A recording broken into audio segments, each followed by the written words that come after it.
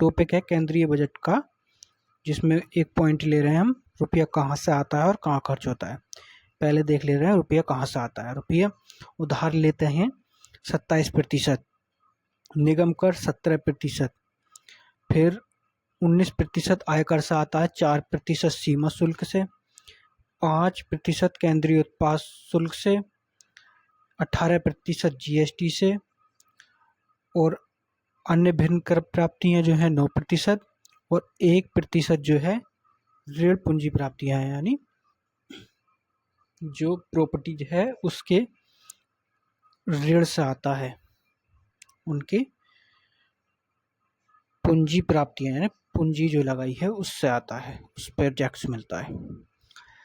अब इसका क्रम वाइज देख लेते हैं। सबसे ज़्यादा मिलता है उधार से जो 27%, फिर दूसरे नंबर पे है आयकर 19%, तीसरे नंबर पे जीएसटी 18%, चौथे नंबर पे निगम कर 17%। ये नंबर पूछ लेता है ऑर्डर में लगाने के लिए।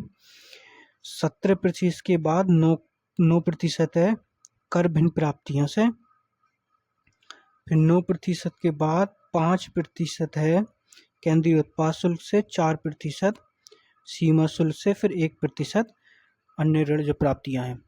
ऊपर के 4-5 ऑर्डर आप याद रखिए। अब देखते हैं रुपया खर्च कहाँ होता है। रुपया 8% केंद्रीय प्रायोजित योजना, जो केंद्र सरकार द्वारा प्रायोजित योजना है उन पर। 16% केंद्रीय क्षेत्र की योजनाएं, इसमें रक्षा और आर्थिक सहायता पर पूंजी परिवेश शामिल नहीं, यानी जो रक्षा क्षेत्र में खर्च होता है, आर्थिक क्षेत्र में जो योजनाएं खर्च होती हैं वो शामिल नहीं है, और उससे छोड़ के 16% है। ब्याज जो देती है उधारी का, उस पर 19% खर्च होता है।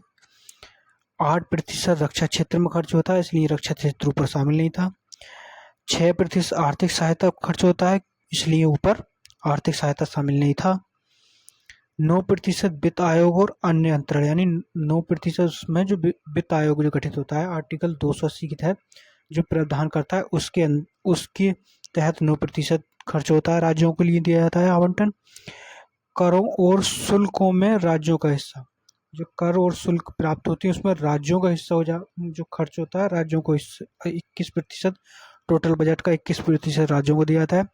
4% पेंशन में खर्च हो जाता है, जो पेंशन दी जाती है। और अन्य व्यय यानी कुछ 9% अन्य व्यय है। इन्हें ऑर्डर में लगाने के लिए यहाँ जाए तो इनका ऑर्डर हो सकता है 21% सबसे ज़्यादा है, जो कि राज्यों को हिस्सा दिया जाता है।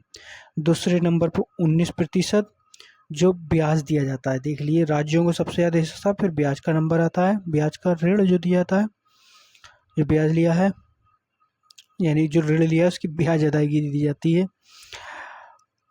और 16% तीसरे नंबर पर जो केंद्रीय योजनाओं में खर्च किया जाता है। फिर 16% से कम हो जाता है 9%, जो वित्त आयोग प्रावधान के तहत दिया जाता है। और 9% अन्य व्यय जो हैं सरकार के वो आ जाते हैं।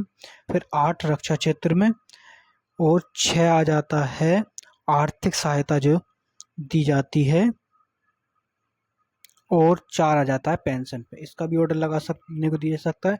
आप इसे जल्दी देख लीजिए, ये स्क्रीनशॉट ले लीजिए इसका। वीडियो पसंद आए तो लाइक शेयर करिए और चैनल को सब्सक्राइब करिए।